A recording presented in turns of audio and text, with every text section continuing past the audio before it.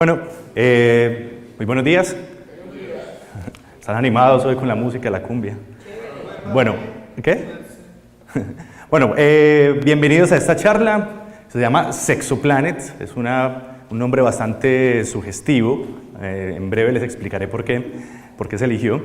Mi nombre es Mario Sucerquia. Yo soy investigador del grupo de física y astrofísica computacional, de la parte que estudiamos el Sol, la Tierra y los planetas, ¿cierto? Yo soy egresado de la Universidad de Antioquia. Mi primer paso por la Universidad de Antioquia, de hecho, fue en el lugar en que ustedes están, como asistente a los cursos de profundización en ciencia, en astronomía. Eso fue hace ya muchos años, unos 15 años quizás. Entonces, mi carrera empezó al otro lado, ¿cierto? En el punto donde están ustedes en este momento.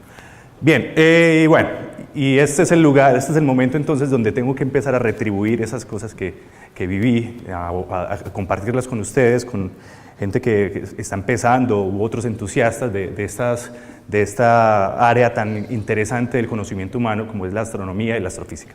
Muy bien, esta es la charla inaugural del diploma de astronomía que en esta ocasión será acerca de las ciencias planetarias, ¿cierto? En una edición anterior del diploma hablamos acerca de las generalidades, de la observación, de las estrellas, y esta vez estará dedicada a las ciencias planetarias, que es un área bastante interesante, bastante curiosa y bastante activa, ¿cierto? Ustedes pueden recordar cuántos eventos astronómicos planetarios de esta semana o la anterior, unos 3, 4 eventos interesantes, ¿cierto? El impacto en la Luna, el eclipse, el meteoroide cubano de ayer. Entonces es un área bastante activa y bastante, digamos, con un fuerte sex appeal. Y más o menos por allá va el nombre de esta charla. Se llama Sexoplanets justamente porque quiero mostrarles o quiero tratar de contagiarles un poco, digamos, de esa atracción que siento hacia las ciencias planetarias, hacia los exoplanetas en particular. Cuando me pidieron escribir el nombre de esta charla, estaba preparando mi disertación, mi defensa de tesis doctoral, y no tenía ni idea qué poner, estaba con la cabeza en otra parte, y Jorge Zuluaga, quizás Ana, me dijeron, mira, sin autorización tuya bautizamos tu charla, se llama Sexoplanet y usted verá qué hace. Y yo, pucha. Bueno, entonces es interesante porque es un juego de palabras en el cual, bueno, me metieron en un chicharrón tenaz, pero voy a tratar de salirme de él. Lo primero que hice es lo que hace cualquiera de ustedes cuando escucha un término nuevo. Y es, bueno, vamos a Google a ver qué aparece. Me aventuré a meterme a Google, a poner en el buscador la palabra Sexoplanet, a ver qué aparecía. ¿Qué creen que apareció? Ok, varias cosas. En primer lugar, algunos memes, ¿cierto? Con un contenido un poco sugestivo, algo sugestivo, como estos dos, ¿cierto? Cosas así. Y también, digamos, alternativamente a otras cosas un poco menos presentables, Futurama, que es una joya de Matt Groening, que es una cosa maravillosa, ¿cierto? Les recomiendo, voy a hacer en el examen que vamos a hacer cada 8 días, voy a preguntarles algo sobre Futurama. Mentiras. Bueno, ok, pero esto fue lo que encontré, más o menos filtrando un poco las búsquedas. Sin embargo, como les había dicho hace un minuto, lo que quiero hacer en este momento es hablarles un poco, o quiero rebautizar esta charla para empezar a hablar del sex appeal, de la capacidad seductora que tienen las ciencias planetarias y en particular la capacidad de seducción o el gancho que tienen los exoplanetas. ¿Les parecen interesantes los exoplanetas o no? Supongo que están acá, ¿sí o no? Bien. En el curso anterior ustedes vieron acerca de la formación, la evolución y la muerte de las estrellas. Un paso intermedio entre todo ese proceso es justamente los planetas, ¿cierto? Los planetas son digamos, un subproducto de la evolución estelar y nuestra galaxia, ¿cierto? Que es una de las miles de millones de galaxias que hay en el universo,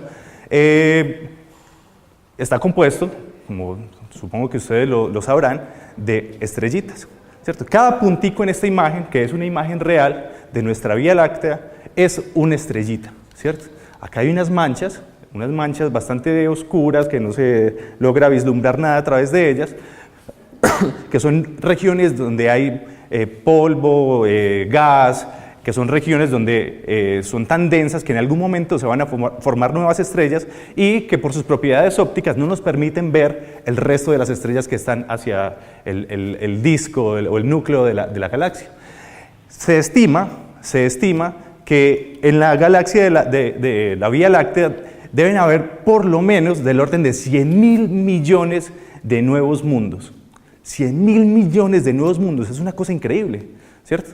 Entonces, para preguntarnos qué es un exoplaneta es simplemente basura, escoria, un subproducto de la formación estelar que hace que forme, digamos, nuevos mundos y que forme vida sobre ellos, capaz de observar la grandiosidad o, digamos, el cosmos.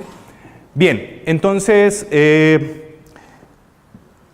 hace mucho tiempo intuimos, es decir, la humanidad tuvo que evolucionar o tuvo que pasar por muchas cosas para llegar al punto en que estamos. Hace mucho tiempo, los puntos en el cielo no eran más que puntos brillantes, no teníamos ni idea qué eran. Tuvo que pasar mucho tiempo para enterarnos que cada uno de esos puntos brillantes en el cielo era realmente un lugar, ¿cierto? Un lugar como nuestro, no sé, como la Tierra. Que cada estrella, que cada puntico de esos era un sol como el nuestro. Quizás, y es uno de los temas que nos interesa en este momento, el primer astrobiólogo de la historia, la astrobiología, veremos más adelante en el curso, es la ciencia que se encarga de encontrar o de buscar la vida en el universo. Quizás el primer astrobiólogo, ¿quién creen ustedes que fue el primer astrobiólogo? El primer astrobiólogo, ¿quién? Giordano Bruno, un monje.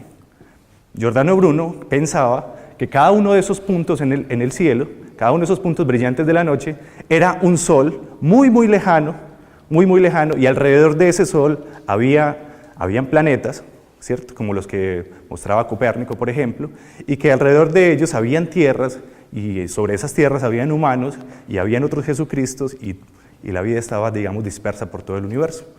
También, otra de las personas, digamos, que inicialmente pensó que esos puntos luminosos del cielo eran lugares físicos donde poder estar parados, fue Johannes Kepler, también más o menos contemporáneo de Galileo y de Giordano.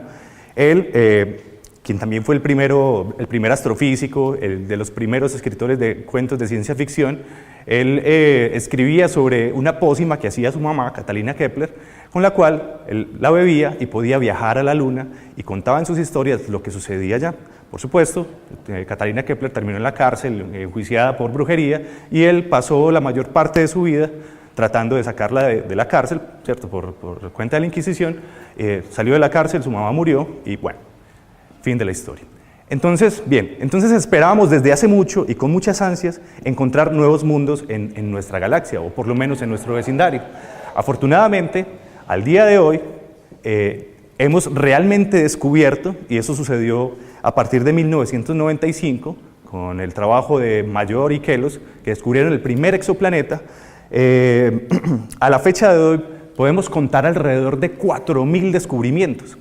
Es decir, esperábamos tener una cifra abrumadoramente grande de exoplaneta, que es esta que hay aquí, de alrededor de, bueno, eso se dañó, alrededor de 100.000 millones de otros mundos, y vamos por la módica cifra de 4.000, ¿cierto? La cifra es pequeña, pero a pesar del tiempo, digamos una veintena de años, hemos logrado descubrir 4.000 exoplanetas. Esto es una cosa completamente abrumadora, ¿cierto? Porque, bueno, ¿cuántos físicos planetarios hay en el mundo? Pongámosle.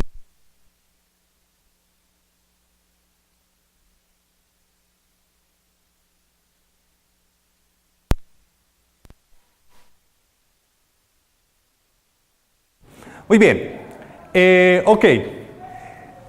A pesar de que los exoplanetas parecen algo remoto, parecen algo que están más allá, digamos, de nuestra capacidad de alcance, recientemente ha habido noticias bastante interesantes. El año pasado, por ejemplo, fue descubierto un objeto muy, muy extraño, un objeto del cual se pensaba que era absolutamente o casi que improbable que apareciera en nuestro vecindario planetario.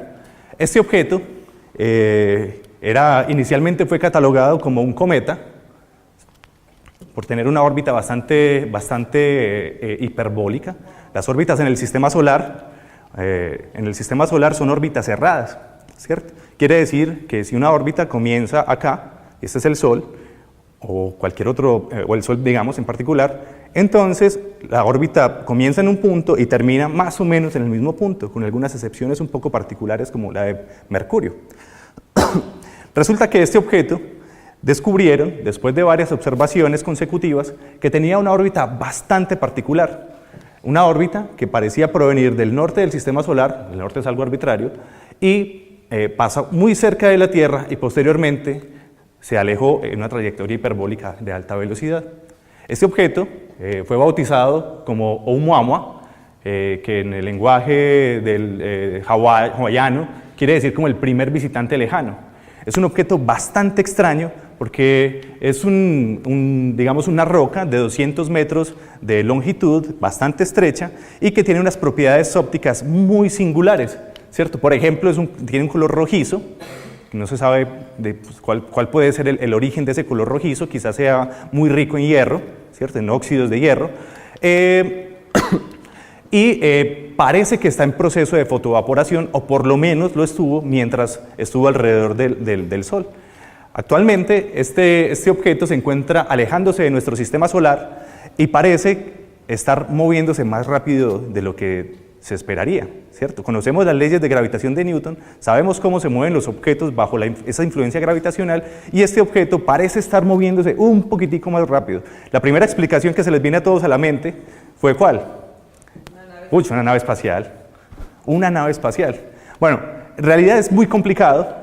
Nosotros tuvimos la oportunidad de publicar un artículo el año pasado en el cual, dado el descubrimiento de este objeto, escribimos un método general en el cual podíamos predecir o podíamos encontrar cuál era el posible origen de esos objetos en el espacio. O mejor dicho, le podríamos asignar a cada uno de los objetos que hay por fuera, o digamos a cada una de las estrellas vecinas del Sol, una probabilidad de que un objeto que fuera descubierto con esas características pudiera proceder de él. Esto es muy interesante porque realmente esto que hay aquí es la primera pista aquí en el sistema solar, aparte de la luz, la primera pista física tangible de los procesos extraños que están sucediendo alrededor de otras estrellas en la galaxia. Probablemente este objeto haya sido el subproducto de una colisión de planetas, un cataclismo gigante que, digamos, dispersó material por todo el sistema planetario, y uno de esos fragmentos llegó a la Tierra.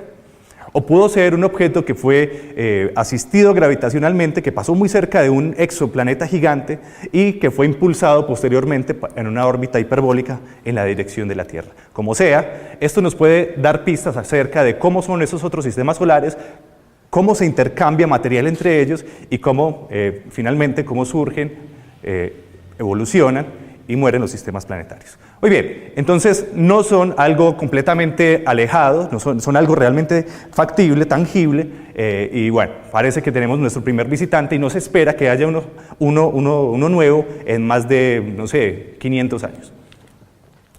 Ok, el siguiente paso entonces es, bueno, sabemos que hay mundos afuera, lo creímos durante mucho tiempo, ahora tenemos 4.000 objetos detectados. La pregunta es, ¿cuáles son los métodos o de qué manera o cómo hacemos para detectarlos?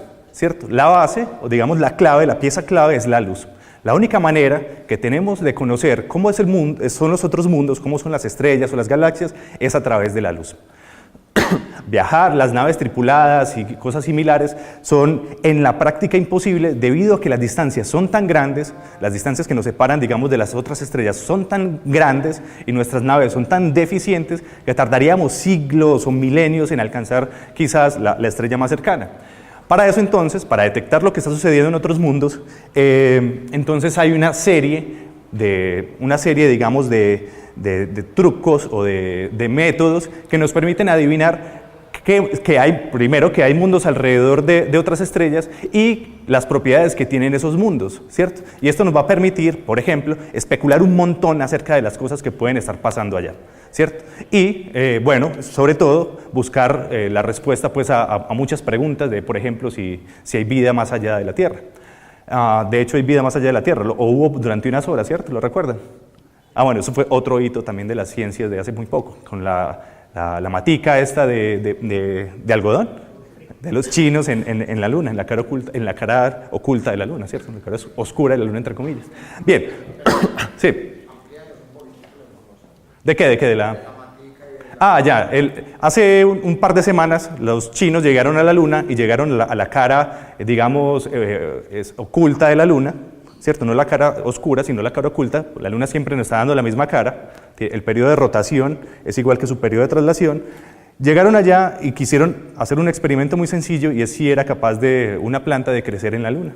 Hicieron una plantica, empezó a germinar una matica de algodón y no pudo soportar la noche, bueno, no pudo soportar la temperatura, germinó y después murió. Entonces eso fue lo que pasó y es, digamos, por lo menos el primer paso de tener vida en otro lugar.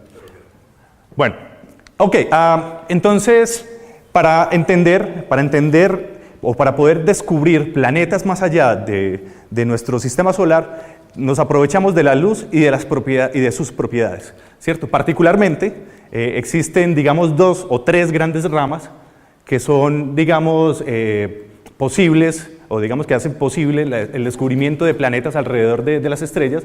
Son 3 técnicas, las técnicas dinámicas, ¿cierto? En el cual se aprovecha, digamos, la interacción gravitacional que hay entre los planetas y las estrellas, y eso deja una marca en la luz que veremos enseguida, y nos ha permitido descubrir 700 más 32, alrededor de 800 planetas, ¿cierto? Métodos dinámicos. Hay otros métodos más complicados y que dependen de una gran suerte que se llaman el microlensado, ¿cierto? Se trata de hacer lentes gravitacionales porque un agujero negro, una estrella masiva o algún objeto pasa por casualidad en la línea donde hay un planeta, y eso ha permitido descubrir alrededor de 72 planetas.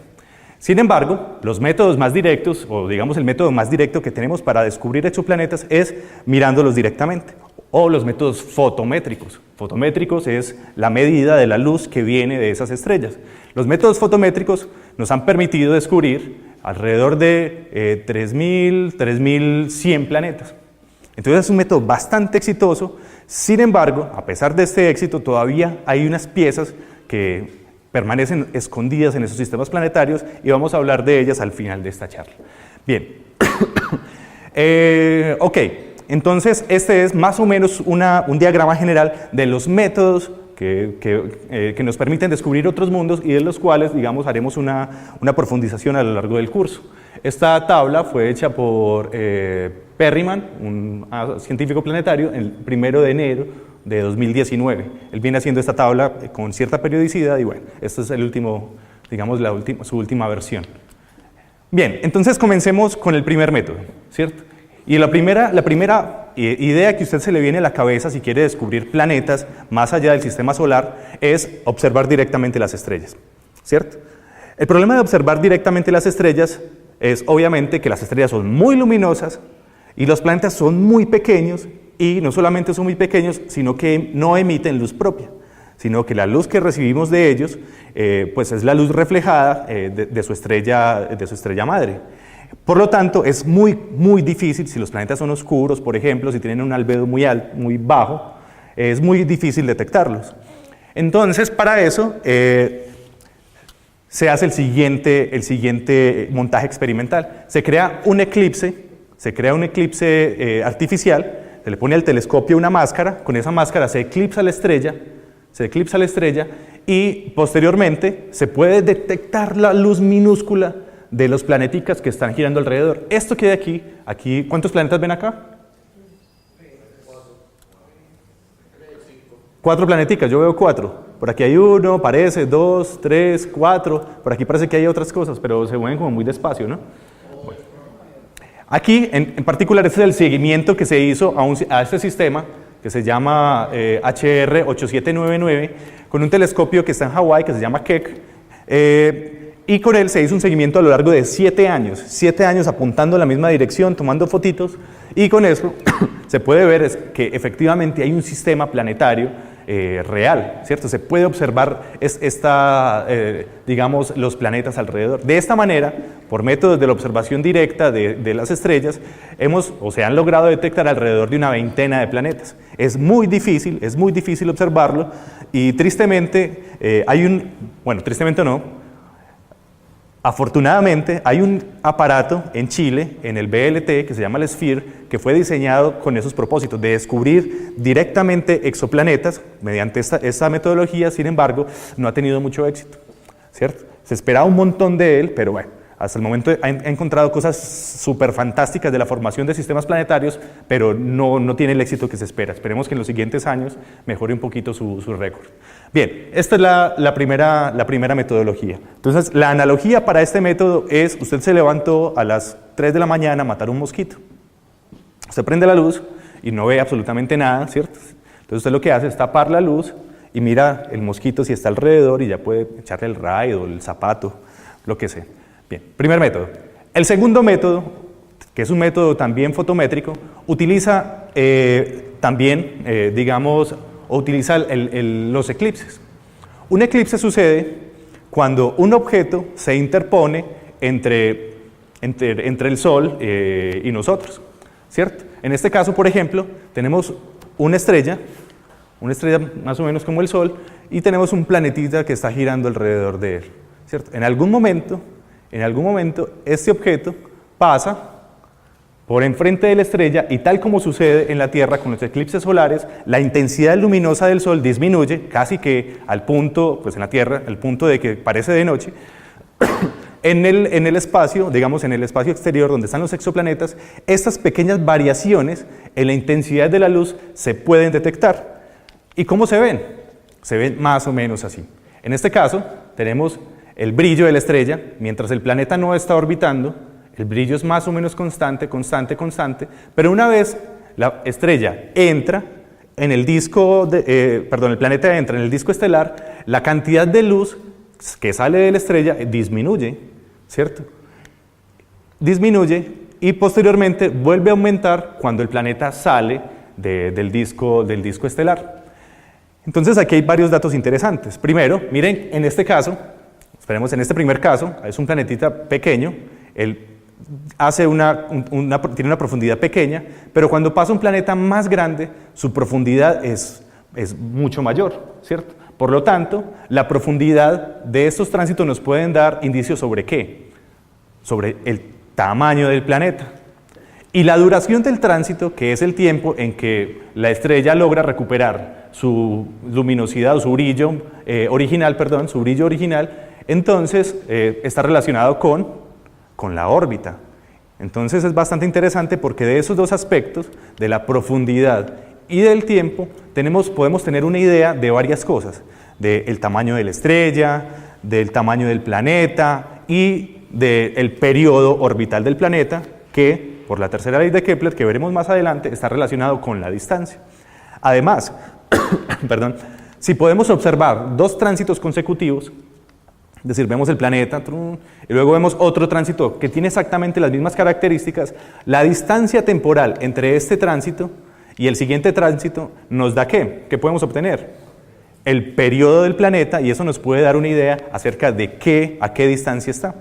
Entonces, este método, que es bastante sencillo, nos arroja una gran cantidad de información bastante interesante de los sistemas planetarios. Por otro lado, esta curvita que hay aquí, ¿cierto? Que es una curva tenue, ¿cierto? No es una cosa que sea muy brusca, sino que es una curva tenue, nos puede dar información acerca de las propiedades de la estrella, de cómo es el oscurecimiento del limbo, de cómo es la atmósfera estelar y otras cosas. Entonces, de este método tan sencillo se pueden extraer una gran cantidad de propiedades. ¿Cuál es el problema? El problema es que usted tiene que asegurarse que el sistema planetario que está observando esté de canto. Si el planeta está de cara, lo siento, no hay tránsitos. Entonces usted no va a observar absolutamente nada. Entonces, eso requiere de la suerte, del arepaso, de que el planeta esté en una posición de canto respecto a la Tierra o de respecto al observador. Muy bien. ¿Cómo lucen las curvas de luz realmente? Una curva de luz real luce así.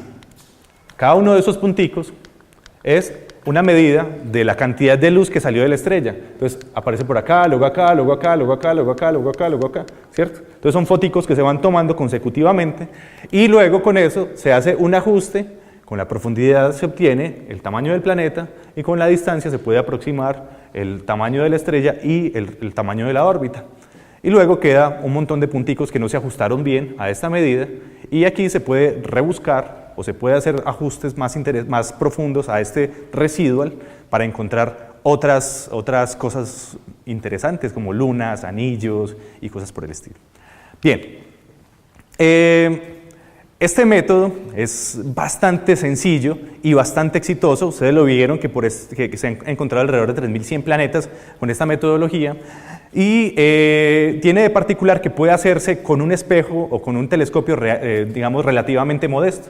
Un espejo de 60 centímetros de diámetro es suficiente para ver planetas o para ver sistemas exoplanetarios. Entonces es posible observarlos con telescopios en tierra y con telescopios obviamente en órbita como el Hubble, el Spitzer, Kepler, ya no, Kepler murió hace un mes, 2 meses completamente, pero ahora tiene su reemplazante TESS, que es un supertelescopio que tiene capacidades mucho más avanzadas que Kepler y nos va a permitir ver con un detalle exquisito las propiedades de los exoplanetas. Bueno, y otros que están por venir, como el James Webb y otros, ¿cierto? Entonces, que están en proceso. El James Webb lleva como 10 o 12 años de retraso, pero bueno, lo seguimos esperando con ansia. El siguiente método de detección de exoplanetas es un poco más elaborado. Se trata, para poder describirlo, tenemos que conocer un poquito de las propiedades de la luz. En primer lugar, la luz blanca, que viene del Sol, puede descomponerse en los diferentes colores del espectro, o digamos del arco iris, ¿cierto? Entonces tenemos la luz blanca, cuando se hace pasar por un prisma, la refracción hace que ella se divida en sus colores constitutivos, en el del rojo al violeta, que son, digamos, los que podemos observar. Cuando se hace pasar la luz de una estrella, usualmente hay unas líneas que faltan, ¿cierto? Esas líneas que faltan corresponden a los espectros de emisión o de absorción que puedan, digamos, o que nos indican de qué está hecha la estrella. Bien, y está también relacionado con otro efecto físico que es el efecto Doppler. El efecto Doppler consiste en que cuando hay una fuente de luz que está en movimiento, como la nave que se acerca a la Tierra, ella comprime los frentes de onda que están en la dirección del movimiento, haciendo que la longitud de onda sea más corta. Que las longitudes de onda que sean más cortas implica que la luz va a ser, o que el objeto va a lucir más azulado, mientras que en el caso contrario, cuando se aleja, él va a emitir pulsos que se van a ir, digamos, alejando uno de otro, y eso hace que la luz se vea un poco más rojiza. ¿Cierto? Por este método, digamos, el efecto Doppler es que descubrimos, por ejemplo, que las galaxias se están alejando de nosotros y que el universo se está expandiendo porque todos tienen un color rojizo característico. Podemos averiguar, por ejemplo, a qué velocidad rotan las galaxias, porque cuando las observamos vemos que una parte de las galaxias, hagan el ejercicio cuando busquen por ahí o cuando vean una imagen de una galaxia, van a ver que un lado es más rojizo y el otro lado es más azulado. ¿Cierto? Entonces uno puede, si este lado es azul, entonces uno puede deducir que la galaxia se está moviendo, está rotando en esa dirección, ¿cierto? A pesar de que la rotación de una galaxia tome miles de años o cientos de miles de años, solamente viendo digamos, la coloración de cada uno de los extremos se puede saber a qué velocidad están rotando las galaxias. Bien, la suma de estos dos fenómenos que les acabo de mostrar, digamos, la descomposición de la luz más el efecto Doppler, van a generar o van a ser importantes para la detección de exoplanetas por lo siguiente. Cuando un objeto orbita a otro, realmente ese objeto no es, digamos, el objeto masivo central no está quieto, sino que los dos están girando alrededor de su centro de masa.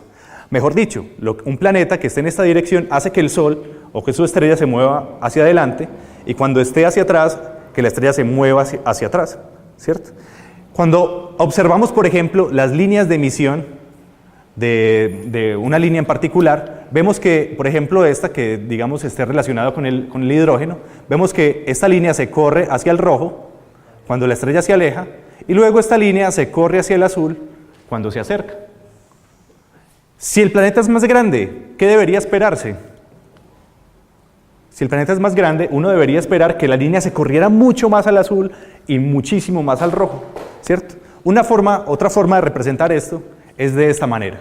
Vamos a situarnos en que estamos estudiando el movimiento de este objetico, ¿cierto? Esto se parece al movimiento de un péndulo, ¿cierto? Un péndulo oscila entre dos extremos, pasando por una posición de equilibrio, y lo mismo pasa con este puntico. Este puntico, esta lineecita, está oscilando alrededor de un punto de equilibrio, y cuando analizamos el movimiento de ese puntico, vemos esto, que tiene un movimiento oscilatorio. Entonces él se devuelve, aquí se mueve hacia el rojo, luego hacia el azul, se devuelve, ¿cierto? Entonces con esta información, con la posición de la línea en cada instante de tiempo, entonces lo que podemos averiguar es, por ejemplo, el periodo. Cuando se repite la señal, esta señal que hay aquí, lo que sucedió realmente es que la estrella volvió y regresó al lugar original, ¿cierto? Entonces un periodo de movimiento de la línea está relacionado con el periodo de oscilación del planeta. Por lo tanto, solamente midiendo la distancia en que una señal se repite, entonces uno puede saber el periodo del planeta y la intensidad de esta señal está relacionada con la masa del planeta. Podemos saber qué masa es la del planeta y la masa de la estrella. Entonces miren que estos dos métodos son súper complementarios, porque si inicialmente teníamos el tamaño del planeta y teníamos una idea de la distancia, con esto podemos confirmar la distancia, obtener la masa del planeta y también tener, digamos, por ejemplo, la densidad del planeta. Y si tenemos la densidad del planeta, entonces uno puede decir, pucha, seguramente hay planetas como la Tierra, que tiene una densidad de 5 gramos por centímetro cúbico, por ejemplo, o planetas con características bastante particulares, que vamos a hablar más enseguida y que nos han sorprendido realmente. ¿Cuál es el problema de este método? Que usted no tiene exactamente, para conocer exactamente la masa, también necesita que el planeta esté completamente de frente. Esté completamente de canto. Entonces, si está de canto, entonces la estrella se mueve hacia usted y hacia atrás y usted puede obtener esto. Pero si el sistema está inclinado un poquito, entonces esta intensidad empieza a ser menor hasta que desaparece la señal. Entonces hay una cierta incertidumbre acerca de la masa. Muy bien. Sin embargo, hay otra ventaja. Y es que, miren en este caso, tenemos una señal que parece una función seno, que aumenta, disminuye, y en este caso hay una señal que oscila, pero que parece que está modulada por otra función más grande, ¿cierto? Hay una función así, esta, y hay otra mucho más pequeña. Esta señal es bastante interesante porque aquí no hay un exoplaneta, sino que hay por lo menos dos. Un planeta muy pequeño que tiene esta frecuencia, ¿cierto? O sea, un periodo orbital, y otro que tiene un periodo mucho más largo. Entonces, de esta manera, viendo cosas como esta, se pueden intuir o se puede adivinar o deducir la presencia de otros o de sistemas planetarios múltiples. Bien, ok. Estos son por lo menos dos métodos de detección de exoplanetas, los cuales nos han nutrido de datos por montones. La siguiente pregunta es, ok, ¿qué hemos encontrado? ¿Será que nosotros somos como ellos o no? ¿Hay casos extraños? Vamos a ver. Para responder esta pregunta, pensemos primero, bueno, ¿cómo somos nosotros? Para saber si somos como esos planetas, ¿cómo somos nosotros? Y en este caso en particular, les recomiendo un tuitero, en realidad no es un tuitero, es un científico planetario, que hace unas animaciones maravillosas del sistema solar, que se llama James Donoghue. Estas animaciones fueron tomadas de él. Nuestro sistema solar está compuesto por un Sol, que responde por el 99%, el 98, 99% de la masa del sistema solar, ¿cierto? El Sol es el objeto principal de nuestro sistema solar. Alrededor de él, muy cerca de él, 4 planeticas rocosos, muy pequeños, que se mueven en órbitas casi circulares alrededor de él, y hay una separación entre el reino de lo pequeño y el reino de los planetas grandes. Hay 4 planetas gigantes, que son Júpiter, Saturno, Urano y Neptuno, ¿cierto? Que están compuestos, digamos, de material volátil, de material ligero, y que se mueven muy lentamente alrededor del Sol. Estos planetas tienen unos periodos de rotación bastante particulares y unas orientaciones bastante particulares respecto unos de otros. La Tierra, por ejemplo, tiene una inclinación de 23 grados y hace posible ¿cómo se llaman? Las estaciones, ¿cierto? Gracias a la inclinación del eje terrestre, entonces nosotros tenemos periodos estacionales de mucho frío y de mucho calor. Marte tiene también una inclinación muy similar a la de la Tierra. La de la Tierra es de 23.4 grados, Marte tiene una inclinación de 25.2 y eso en principio nos hace pensar que podría ser un lugar bastante cómodo para vivir. Lástima que este eje de rotación de Marte no es estable, sino que el eje de rotación de Marte con el tiempo hace cosas completamente locas. A veces apunta directamente al Sol, otras veces está en una dirección y otra y otra. Entonces es bastante caótico. ¿Por qué? La Luna es el elemento fundamental. La Luna de la Tierra es la que hace, de alguna manera, que este eje de rotación permanezca constante con el tiempo. Y hay casos súper anómalos, ¿cierto? Venus, por ejemplo, tiene un ángulo de rotación un ángulo de inclinación de 177 grados. Entonces, ¿cuántos son 177 grados? A ver, 90, ¿cierto? Está el planeta así, 90, 170, rota al revés. Venus es un planeta que tiene un sentido de rotación diferente a todos los planetas, bueno, también bastante similar a Urano, que tiene un sentido de rotación, digamos, completamente acostado. Entonces, él rota como si fuera un baloncito que está dándole vueltas al Sol. Quizás parece que hay una explicación también reciente de esta rotación anómala de Urano, y es que un objeto muy masivo golpeó este planeta e hizo que su eje de rotación se inclinara hace mucho tiempo. Por ahora son, digamos, algunas teorías que nos permiten explicar el sistema solar. Bien, para mostrarles digamos, cuál es la arquitectura de nuestro sistema solar, voy a poner un pequeño videito que hay acá. Van a estar atentos, por ejemplo, a este puntico que hay aquí. ¿Lo ven? Muy bien, hay un puntico blanquito. Acá, no sé si lo logran apreciar. Nuestro sistema solar, entonces, si usted se lo imagina, digamos, a gran escala, es una esfera. Bueno, no tanto una esfera como achatada, un toro o algo parecido, una estructura toroidal, que es más o menos como está aquí. Nuestro sistema solar es el Sol y un enjambre de cuerpos distribuidos de forma más o menos esférica alrededor de él, que compone los planetas, los cometas de largo periodo, que son el residuo de la formación del sistema solar. Al centro está el Sol, aparecen Mercurio, Venus, Tierra, Marte, hasta acá, que es el reino de los mundos muy pequeños, y a partir de allí es el reino de los gigantes, el reino de Júpiter, Saturno, Urano, Neptuno, y bueno, y después de Neptuno, una serie de objetos muy parecidos entre sí, que tienen tamaños bastante interesantes. Algunos de ellos son sistemas dobles o triples. Plutón tiene, ¿cuántas lunas? 4, como 3 o 4 lunas alrededor. Y también, más allá de la órbita de Neptuno, está Plutón y otros objetos muy extraños que se llaman los objetos transneptunianos, que son objetos como Neptuno, como Plutón, que tienen múltiples sistemas, y está este otro objeto también bastante particular que, digamos, ha llamado la atención durante los últimos meses. Este se llama Ultima Thule, ¿cierto? Este objeto es un planeta, o un planeta menor, un binario de contacto. Entonces fue un planeta que empezó a orbitar, un sistema que empezó a orbitar mutuamente, parece, y en un momento dado colisionó y quedaron unidos, pero la gravedad es tan pequeña que no es suficiente para deformar el cuerpo y hacer una figura esférica, ¿cierto? Entonces, bueno, es un objeto bastante extraño que presenta muchas anomalías, por ejemplo, la ausencia de cráteres. La Luna, por ejemplo, nuestra Luna, tiene muchísimos cráteres, al igual que Marte y muchos de las lunas heladas del sistema solar. Este objeto no los tiene y es un motivo de duda, ¿cierto? No tenemos ni idea por qué no tiene cráteres, porque debería estar allí marcada toda la historia del sistema solar. Parece que es un sistema que se formó recientemente, un sistema más o menos joven, y por eso tiene esa superficie aparentemente lisa. Bien, cuando empecé a hablar en esta diapositiva, un fotoncito, un rayito de luz salió del Sol. Un rayito de luz salió del Sol. Mira dónde va. Está llegando apenas por Mercurio. En el momento en que empecé a hablar, que dije que pusieran atención, este rayito salió y apenas va llegando por Mercurio, ¿cierto? Si esperamos 5 minutos más en esta diapositiva, ese rayito va a estar en la órbita de Venus aproximadamente, ¿cierto? Y estamos hablando de la luz, no estamos hablando de una nave espacial, estamos hablando de la luz viajando a la velocidad de la luz, que son 300.000 kilómetros sobre segundo. Si esperamos 8 minutos, ¿dónde va a estar? Va a estar, exacto, acá, en la Tierra.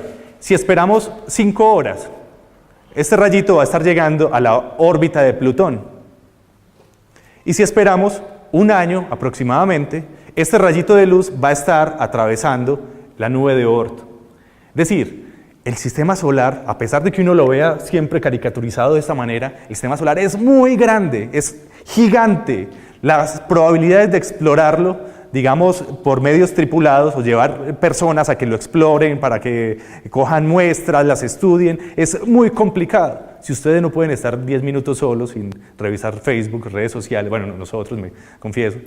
Entonces, imagínense esta gente aislada completamente, viajando durante años o siglos, no sé, es bastante complicado, es muy difícil, porque nuestras vidas son cortas y somos seres, digamos, somos criaturas básicamente sociales, necesitamos de los demás, necesitamos interactuar con ellos. Ok, el rayo todavía no llega a Venus, entonces vamos a la siguiente diapositiva.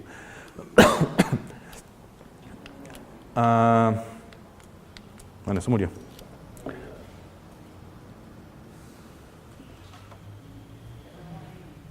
¿Dónde va?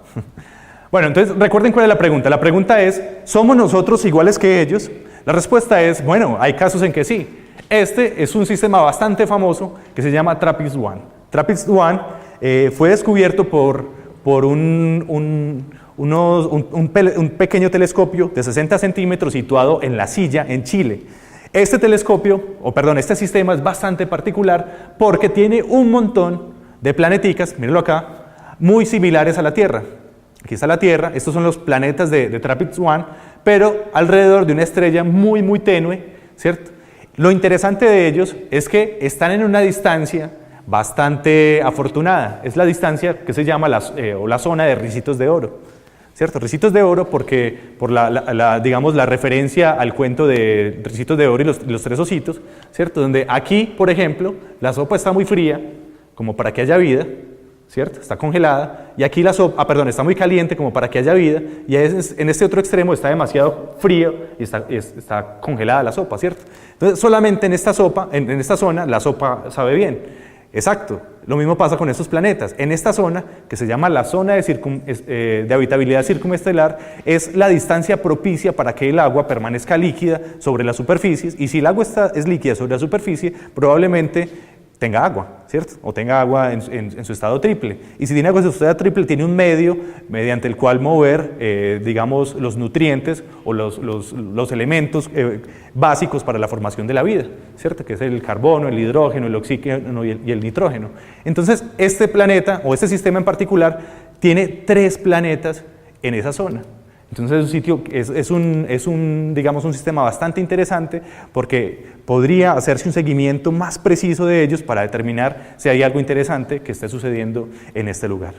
Bien, otro sistema similar es el sistema de Gliese 667c, que también tiene, digamos, es una estrella de tipo solar, pero es un sistema bastante particular, porque no es una estrella sencilla como el Sol, sino que es un sistema triple. Son 3 estrellas que están por ahí orbitándose mutuamente, y alrededor de una de ellas hay un sistema planetario que tiene 1, 2, 3, ¿cuántos hay aquí? 1, 2, 3, 4, 5, 7, este todavía no se sabe si existe, 6, 7 planetas alrededor, y muchos de ellos están en la zona de habitabilidad y podrían tener vida. Nosotros hicimos también un estudio de este sistema en el 2016, donde tratamos de determinar si estos planetas tenían una tasa de rotación importante, ¿cierto? Es importante que la Tierra rote. ¿Por qué es importante? Porque el clima digamos, la temperatura se redistribuye por la atmósfera, uno se va a dormir, ¿cierto? Los ciclos circadianos, ¿cierto? Parece que los periodos de día y noche son bastante interesantes. Descubrimos que ninguno de esos planetas tiene día y noche. Ellos están anclados a la estrella, mirándolo siempre en la misma dirección, y en esos planetas, por ejemplo, las diferencias de temperaturas entre este lado y este son altísimas, ¿cierto? Entonces la vida tendría que redefinirse, o la vida tal como la conocemos tendría que descartarse y empezar a buscar una nueva definición de vida que se adapte a condiciones como esta. En fin, estos son los planetas del sistema Gliese, y este es, por comparación, la Tierra. Bien, entonces la respuesta rápida es no. no somos como ellos. La mayoría de los sistemas planetarios que se han detectado son sistemas completamente aberrantes. Teníamos un modelo de formación del sistema solar que predecía muy bien cómo se formaba Mercurio, Venus, Tierra, Marte, cómo se formaban los planetas gigantes, cómo se formaban la nube de Oort, pero hemos descubierto cosas absurdas. Por ejemplo, los Júpiter calientes. Los Júpiter calientes son una especie de planeta o un sistema en el cual hay una estrella y muy muy cerca de ella, incluso entre la órbita, a distancias más cortas que la órbita de Mercurio, un planeta gigante como Mercurio orbitándolo muy cerca. Entonces nos surgen demasiadas preguntas como, bueno, ¿por qué ese planeta llegó en esa posición? Aquí hay un diagrama, esto es la distancia a la estrella, y esto que hay aquí es la masa del planeta. Entonces, por aquí la masa es muy alta, entonces, esto por ejemplo es la masa de Júpiter. Entonces, esto que hay aquí, la masa de Júpiter, y esto que hay aquí es una décima de unidad astronómica, una décima parte de la unidad de la distancia de la Tierra al Sol. Entonces, hay una población bastante nutrida de planetas que han sido descubiertos y que giran muy, muy cerca de la estrella. Entonces, hay demasiadas preguntas, porque esto es completamente ilógico, y es, bueno, ¿cómo hicieron esos planetas para llegar allá? Resulta que cuando se forma una estrella, tenemos un disco protoplanetario alrededor de nuestra estrella que está compuesta de polvo, de gas, de material volátil, de lo cual se va a formar la Tierra y los demás planetas. Cuando la estrella comienza a brillar, entonces el material más liviano, por efecto de la radiación, es barrido hacia afuera, ¿cierto? Él quiere colapsar hacia adentro por la gravedad, pero debido a la radiación del Sol, se calienta y se mueve hacia afuera. A esa distancia se le conoce como el límite de hielo y es donde se forman los planetas gigantes, ¿cierto? Ese límite de hielo puede estar más allá de 2 unidades astronómicas. Aquí se forman los gigantes como Júpiter, Saturno, y en esta distancia solamente quedan los materiales más pesados, los materiales refractarios. Ahí es donde se forman los planetas livianos. Cuando se condensan estos planetas, entonces aparecen cosas como Mercurio, Venus, la Tierra, y aquí aparecen planetas gigantes. La pregunta es, ¿cómo hizo un planeta gigante que había acá, que se formó en este límite, cómo hizo para migrar a zonas más interiores que la órbita de Mercurio, por ejemplo? Entonces, hay bastantes preguntas. ¿Son estables esos planetas? Si los hemos detectado hoy, ¿cuánto tiempo van a durar en esas posiciones? ¿Cierto? ¿Cómo son las atmósferas? ¿Se están inflando o no? ¿Están perdiendo material? Bueno, ¿tienen anillos o lunas alrededor? Son preguntas que vamos a abordar más adelante en el curso. Bien, segundo caso aberrante, los exocometas gigantes. Parece que mediante curvas de luz se han detectado lo que parece ser la huella, digamos, fotométrica de cometas. Los cometas son objetos del sistema solar que fueron expulsados hace mucho tiempo a las regiones más externas y que cuando se aproximan al Sol, ellos tienen órbitas bastante elípticas, cuando se aproximan al Sol, debido a las altas temperaturas, su superficie comienza a evaporarse, empiezan a perder material formando una coma y una cola pues detrás. Bien, resulta que, si recuerdan, las curvas de luz eran bastante simétricas. Venía la intensidad de la luz de la estrella aquí, tenía una caída y luego subía y la entrada era muy similar a la salida. Con estos descubrimientos de curvas de luz completamente asimétricas y bastante pronunciadas, entonces se ha formulado la hipótesis de que pueden haber descubierto un conjunto de exocometas, pero que tienen una característica muy interesante y es que son muy grandes. O sea, planetas que de alguna manera están pasando cerca, o objetos subplanetarios que están pasando cerca de la estrella y que están siendo evaporados. También se nos ocurren varias preguntas. ¿Qué está sucediendo en esos sistemas planetarios? ¿Cierto? Para tener esos objetos tan extraños, porque muchos de ellos son sistemas planetarios maduros, donde todo está más o menos tranquilo. ¿Cuál es el origen de estos cuerpos? ¿Cuáles son sus propiedades físicas? ¿Y cómo es la dinámica y cuál va a ser el futuro de estos objetos? Son algunas de las preguntas que surgen al respecto. Bien, caso aberrante 3. O caso extraño 3, canibalismo planetario. Las estrellas, usualmente, o ustedes saben del curso anterior, o quizás lo vieron, las estrellas no nacen solitas, las estrellas nacen en grupos. Y cuando nacen en grupos, muchas de ellas, de las que nacen en grupos, permanecen durante toda su vida viviendo juntas, ¿cierto? La mayoría de las estrellas de la galaxia son realmente sistemas binarios o sistemas triples.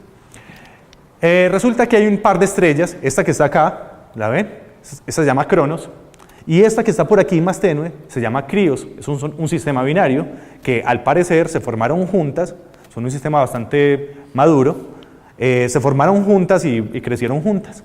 Resulta que cuando uno quiere ver de qué está hecho Cronos y de qué está hecho Críos, se da cuenta que Cronos, esta que está acá, tiene o aparece aparece la huella digital de una gran cantidad de materiales pesados. Es decir, parece que esta estrella, además de helio e hidrógeno, tiene carbono, tiene nitrógeno, tiene magnesio, tiene zinc, tiene aluminio. Entonces la pregunta es, ¿qué está sucediendo con esta estrella?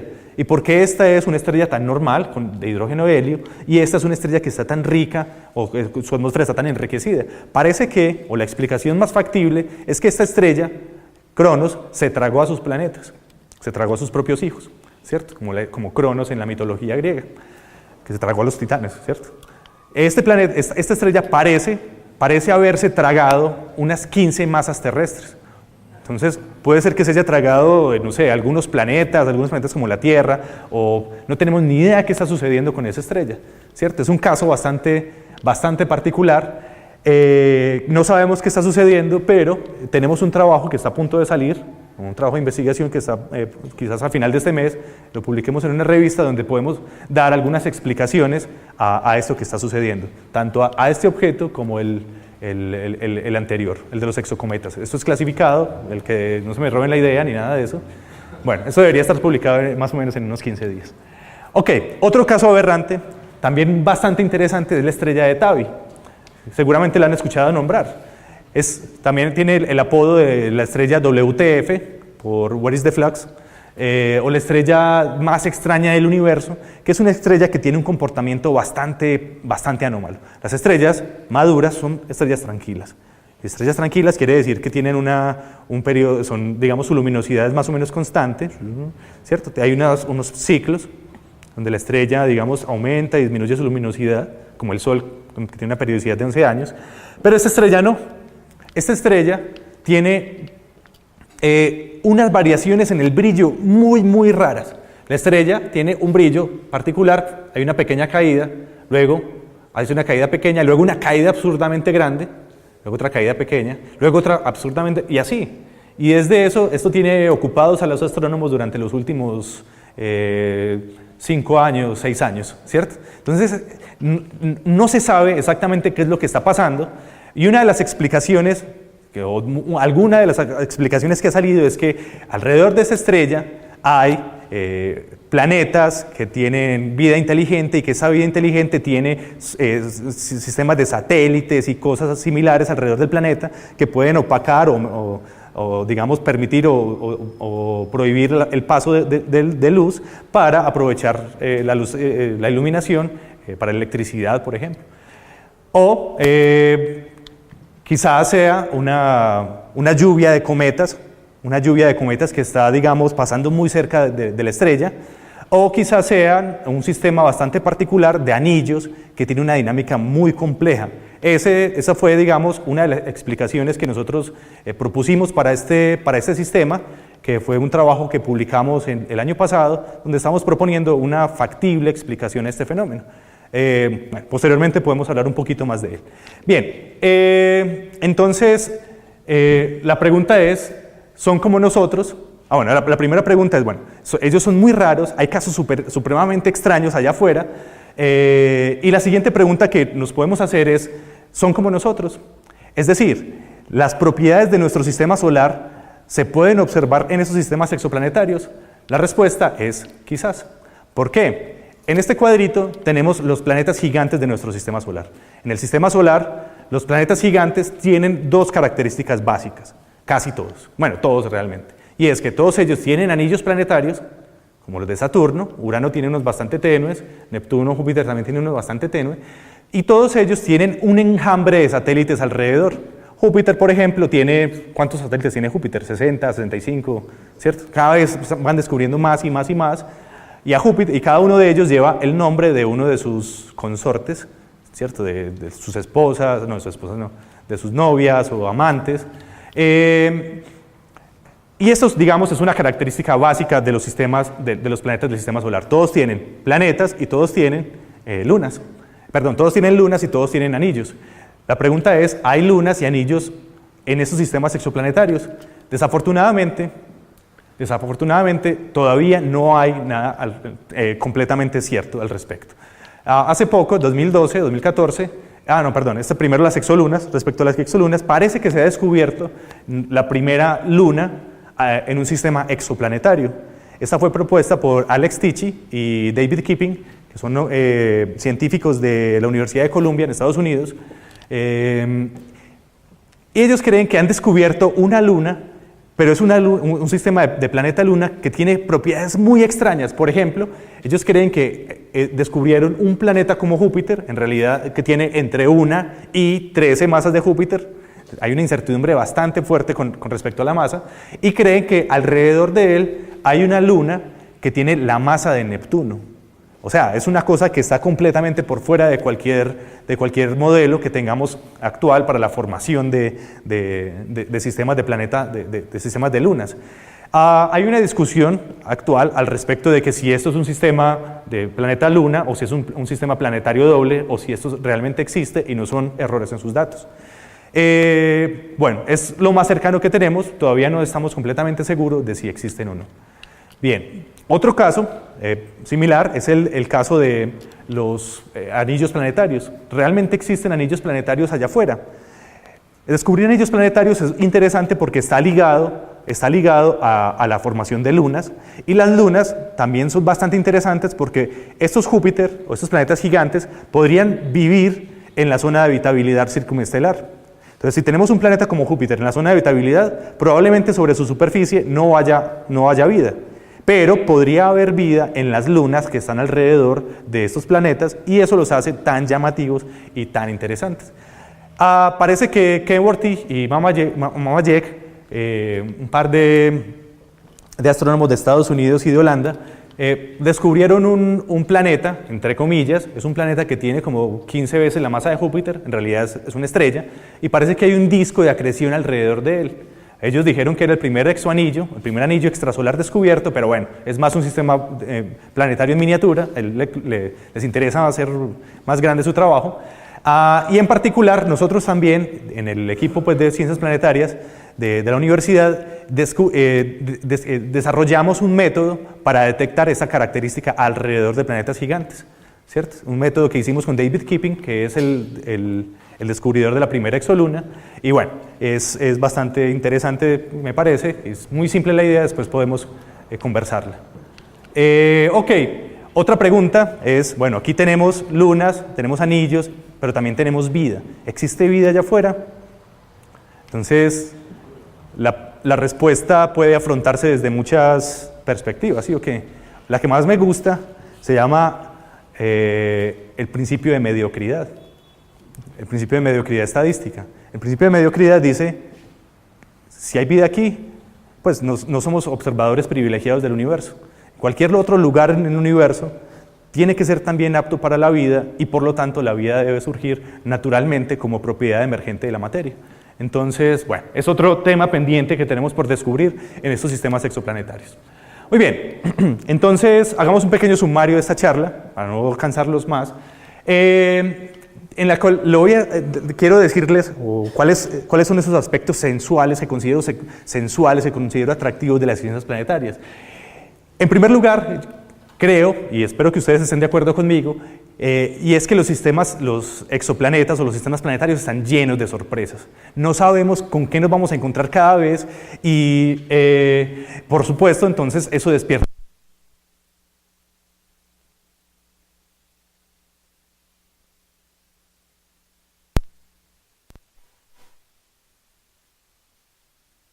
se formaron esos sistemas, de cómo evolucionan y cuál va a ser el final de la vida que puede existir en esos lugares.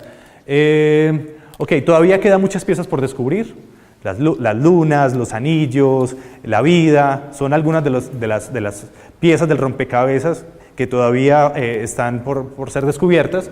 Son una fuente inagotable de trabajo especulativo, que es mi favorito. A mí me encanta hacer modelos científicos acerca de estas cosas, de lo que está sucediendo, y es bastante satisfactorio.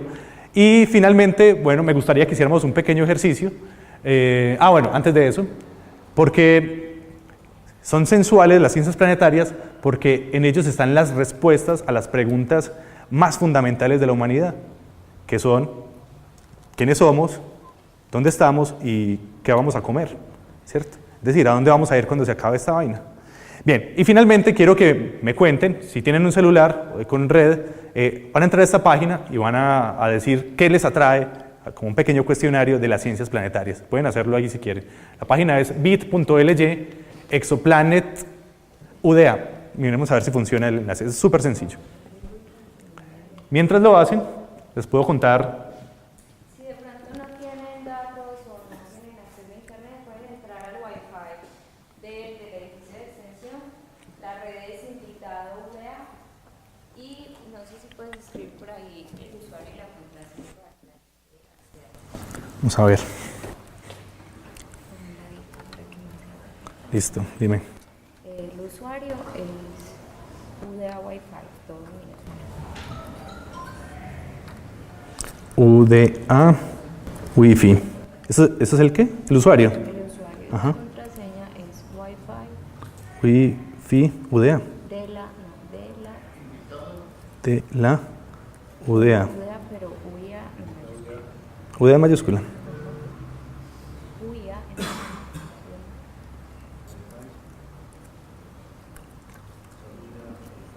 Listo. ¿Lo alcanzan a ver todos? Este es el user. La red es invitado UDA. Este es el pass.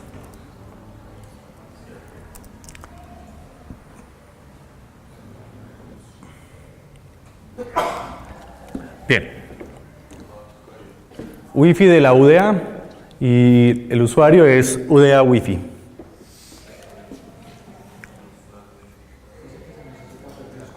¿Les funciona? ¿Está bloqueado qué? La página no funciona. Ve qué raro, le ensayé ahorita y funcionó. Bueno, está bien. Exoplanet. No enlaza bien a la página. Bueno, no sé. Bueno, después lo podemos hacer después en la clase. Era solamente una pequeña encuesta que quería hacer. Finalmente, como CODA, quería pues resaltar estas cosas interesantes que han sucedido en el sistema solar últimamente, como el impacto o el descubrimiento por chiripa, por serendipia, de un meteoroide que golpeó la Luna hace una semana, el 21 de enero, de los cuales Jorge Zuluaga, Pablo Cuartas y otros investigadores de Centroamérica. Entonces lograron determinar el origen el origen de este objeto. También, para resaltar, el meteoroide que cayó ayer sobre Pinar del Río, en Cuba, que también, digamos, es un objeto bastante interesante, del cual supongo que tendremos noticias de la Universidad de Antioquia. Pues tenemos las herramientas computacionales para adivinar de dónde provienen estos lugares, entonces quizás haya una nueva, digamos, aporte a la literatura científica hecha en casa. Ok, bueno, muchas gracias y espero que les haya gustado y bienvenidos a los que hacen parte del curso. Bueno, a todos realmente. Si tienen preguntas o algo, podemos conversarlas. Por aquí hay un micrófono por si alguien quiere preguntar algo.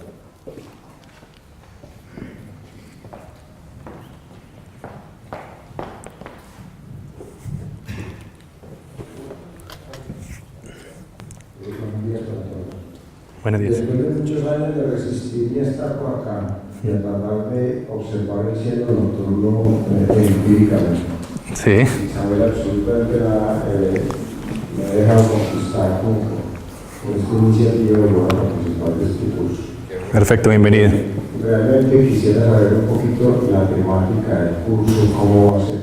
Perfecto. Muchas gracias. Bueno, vamos a aplazar esa pregunta para dentro de 15 minuticos. Después de las preguntas vamos a ir a tomar café, pues hacemos un pequeño receso y van a quedarse aquí los que estén matriculados en el curso, los que quieran, para enseñarles un poquito acerca de cómo va a ser, de los contenidos del curso y las dinámicas del curso. Entonces eso lo vamos a hacer enseguida. También.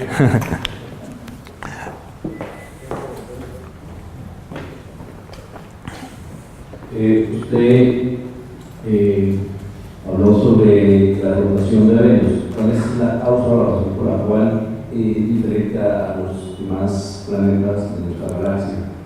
La forma de Venus. Ok. Venus y la Tierra son, a pesar de que son planetas que tienen la misma masa, están más o menos dentro, Venus está más o menos metido en la zona de habitabilidad del Sol, son bastante diferentes, ¿cierto? Venus es un planeta que tiene una atmósfera súper densa, una atmósfera muy grande y muy caliente. Hay un efecto invernadero descontrolado sucediendo sobre ella. La temperatura sobre la superficie de Venus puede ser del orden de los 300 grados.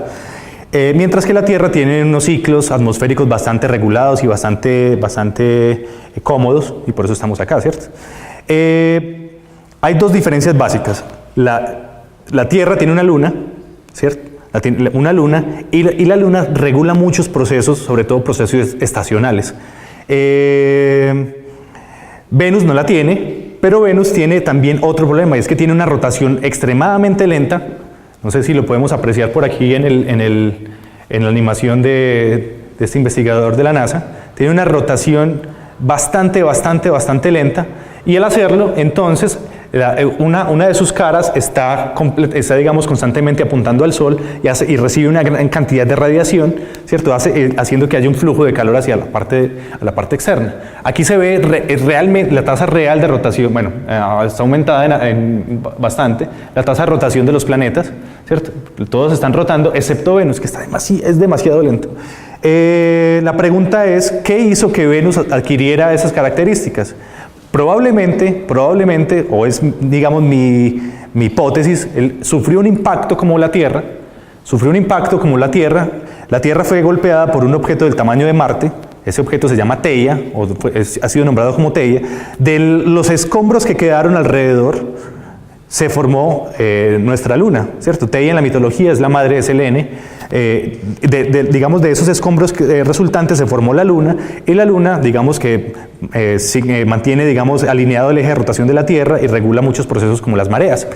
En Venus, por estar más cerca del Sol, entonces quizás también fue impactada por un objeto muy grande, quizás del tamaño de Marte, pero al estar mucho más cerca, el Sol tiene una influencia gravitacional supremamente grande sobre él, más que sobre la Tierra. Eso hace que cualquier satélite alrededor de Venus sea inestable. Entonces, mi hipótesis es que alguna vez recibió un impacto, esto cambió, digamos, su tasa de rotación, y al cambiar su tasa de rotación, entonces aparecen todos estos procesos de efecto invernadero descontrolado, donde el Sol, hay una radiación, digamos, está emanando radiación que recibe el planeta, y luego eso genera todos unos procesos atmosféricos bastante complejos. Que no haya evidencia alrededor, que no haya una luna alrededor, se debe a la presencia, digamos, a las perturbaciones gravitacionales del Sol. Esa es una de las hipótesis. Pero hasta ahora no hay una explicación, digamos, diferente a esa. ¿Otra pregunta?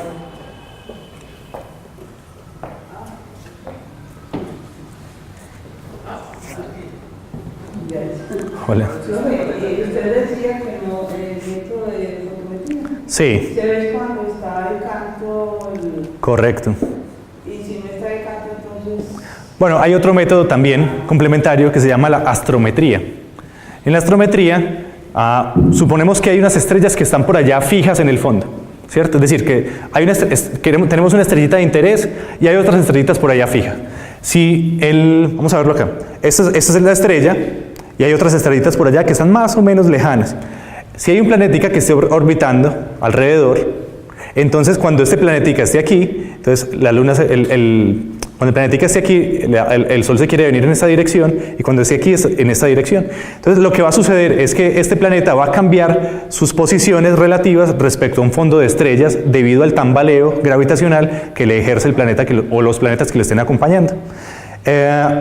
Recientemente también hay una sonda que está encargada de medir las posiciones exactas de las estrellas y de cómo se tambalean, digamos, entre ellas. Esa sonda se llama Gaia. Recientemente entregó su segundo digamos, paquete de datos, y están los científicos en este momento tratando de encontrar planetas mediante este método. Se llama el método de la estratometría. Una pregunta. Sí. Cuando estamos hablando de los tránsitos, básicamente que cuando pasa el planeta se disminuye la intensidad y normalmente lo que medimos. Correcto. Que pueden pasar muchas cosas en el planeta, no solamente el planeta, la atmósfera, mil cosas que pueden afectar. ¿Cómo hace para de alguna forma como corregir esas posibles? Ok. Bueno, realmente el método de los tránsitos es un método supremamente rico, porque de hecho con él se pueden detectar las atmósferas de los planetas. Y no solamente se pueden detectar las atmósferas, sino que se puede saber de qué está hecha particularmente la atmósfera de un exoplaneta. ¿Cómo se hace? Entonces, en primer lugar, se hace mirando los tránsitos con diferentes filtros. Entonces, se hace un filtro verde, un filtro azul, diferentes filtros, ¿cierto? Entonces, ¿qué va a suceder? Las variaciones en la intensidad de luz con cada filtro van a ser un poco diferentes. Por ejemplo, si tuviera una gran variación en el azul, en lugar que del rojo, entonces uno podría adivinar que esos planetas tienen, ustedes han visto los atardeceres, que son rojizos, ¿cierto? Que son muy bellos, todos por culpa de la contaminación, ¿cierto? Entonces, si esos planetas tienen, por ejemplo, una gran pérdida de luz en el azul, pero muy poca en rojo, entonces uno podría pensar que alrededor que esa atmósfera está enriquecida con material particulado. Si está enriquecida con material particulado, entonces podría ser residuos residuos industriales, por ejemplo. Entonces uno podría empezar a intuir que hay carros, industria y, bueno, por supuesto, pues vida o esos procesos allá en esos sistemas. Entonces, los tránsitos son muy, muy ricos porque nos pueden dar información muy, muy compleja acerca de los sistemas y que nos puede, por supuesto, poner a volar la imaginación en pensar muchas cosas. No sé si eso responde a tu pregunta o en qué dirección iba. Pues, digamos que eso es parte, pero me refiero también porque, digamos, a la hora de estar midiendo hay muchas cosas que nos pueden afectar. Claro. Claro, sí, ya te entiendo. Sin embargo, la escala de tiempo en que sucede un tránsito es muy corta. Es decir, un tránsito sucede demasiado rápido, mientras que, por ejemplo, una nube interestelar va a demorarse bastante tiempo en tener algún cambio significativo. Entonces, realmente, esos efectos, esas contribuciones, digamos, se les llama el continuo. Hace parte, digamos, del residuo que aparece o de esas fluctuaciones que hay en las curvas de luz. Todos esos, ellos ya, pues los que hacen búsqueda de exoplanetas ya tienen la manera de filtrar todo ese ruido y dejar la señal lo más pura posible. Pero claro, todas esas cosas están presentes en cada una de las observaciones y varía dependiendo del sitio de donde se observe, del sistema que se esté observando.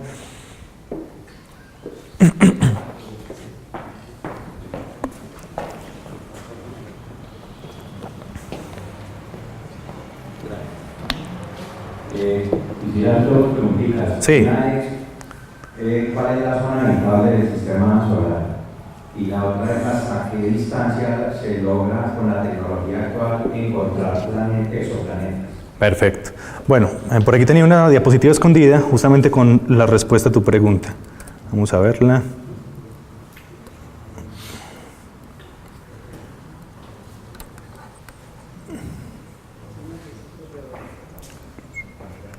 Bueno, vamos a ver si aquí logramos verla. Creo que esta es la que responde a tu pregunta. Aquí alcanzan a ver. Ok. Esta zona que hay acá, esa zona que hay aquí, ¿logran ver a Venus? Ok, está aquí por allá, ¿sí lo ven? Espera, yo traigo el apuntador que no sé dónde lo dejé. Esto que hay aquí está el Sol y esto es la distancia. 1.75. No, esta no es la distancia radial.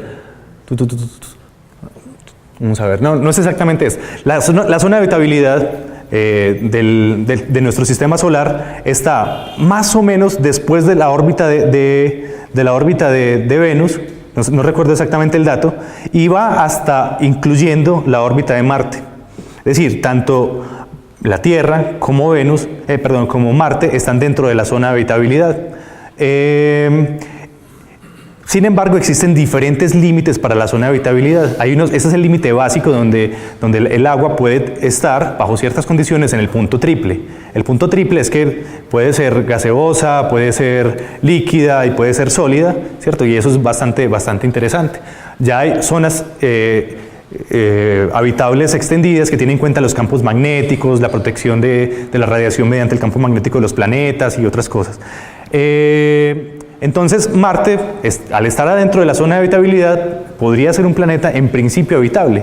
El problema de Marte es, por supuesto, que tiene una masa muy pequeña, y al tener una masa muy pequeña es susceptible, por ejemplo, a perder su atmósfera, lo que parece que sucedió efectivamente. Por efecto del viento solar, la atmósfera de Marte, y por fotodisociación y otros efectos de que vamos a mencionar más adelante, la atmósfera de Marte fue, digamos, progresivamente perdiéndose hasta tener la tenue atmósfera que tiene ahora. ¿Hasta qué distancia podemos observar? No estoy muy seguro, pero siempre y cuando, digamos, lo que nos interesa es, si podemos observar algún puntico en el cielo, podemos ver, lo que nos interesa ver es la diferencia en el brillo, ¿cierto? En términos, por ejemplo, de tránsitos. Tenemos planetas que han sido descubiertos a 350 años luz de distancia, por ejemplo, ¿cierto? Lo que nos interesa realmente medir son los cambios pequeños en la intensidad de esa iluminación. Y eso es lo que hacen justamente, digamos, las ondas que están alrededor de la Tierra, ¿cierto? Evitando también, digamos, la contaminación de la atmósfera terrestre. Bueno, más o menos, nosotros podemos profundizar un poco en eso. ¿Alguien más? Buenos días. Hola. Una pregunta, bueno, son dos. Sí, dale. Tú dijiste que las estrellas no nacen solas, ¿sabes? Correcto. Entonces, ¿por qué no nacen solas? Sí, no sé. ¿Por qué tiene que haber la necesidad de que sean estrellas binarias?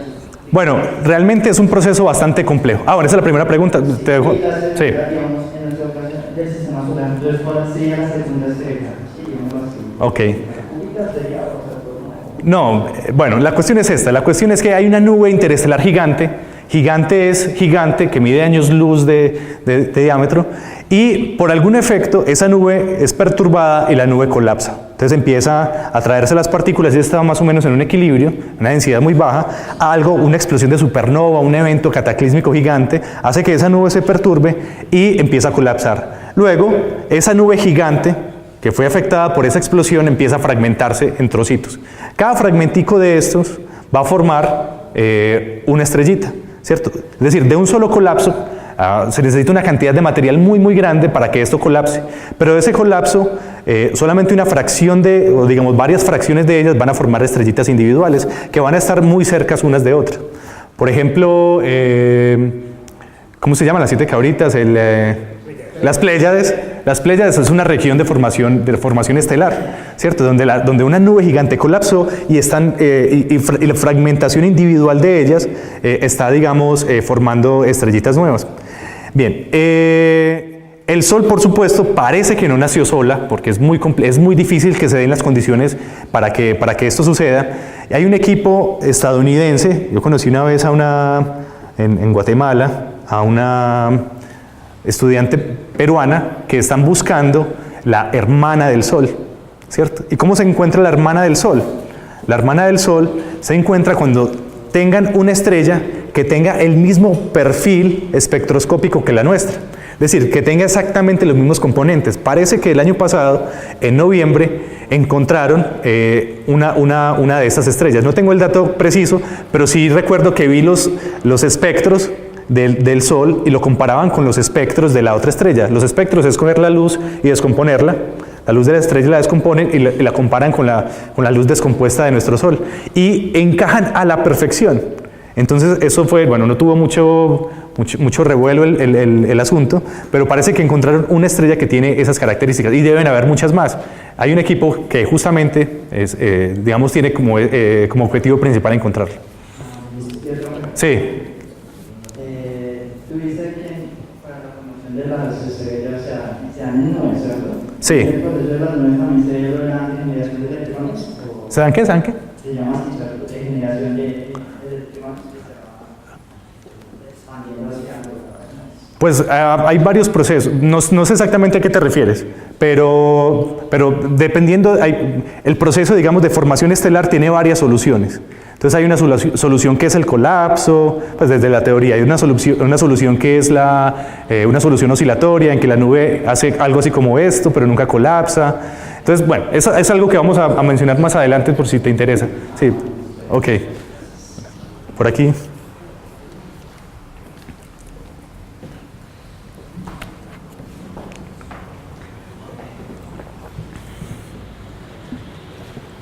Buenos días. Hola, buenos días. ¿Los 4.000 exoplanetas están en nuestra galaxia o hay alguno que esté fuera o no es posible observarlo? No sé el dato correcto, pero creo que han descubierto un par de exoplanetas que no pertenecen a la galaxia. Es decir, la mayoría de ellos son cercanos porque es más fácil verlos que están cerca que lejos, pero sin embargo, si se mira en la dirección que digamos que no apunta en el disco, se pueden ver regiones donde hay estrellas, digamos, por fuera de la galaxia. Por fuera de la galaxia tenemos las galaxias satélites, que son la nube menor de Magallanes, la nube mayor de Magallanes y otras. Creo que hay un par de exoplanetas que han sido descubiertos en esas regiones. Pero bueno, podría darte el dato después.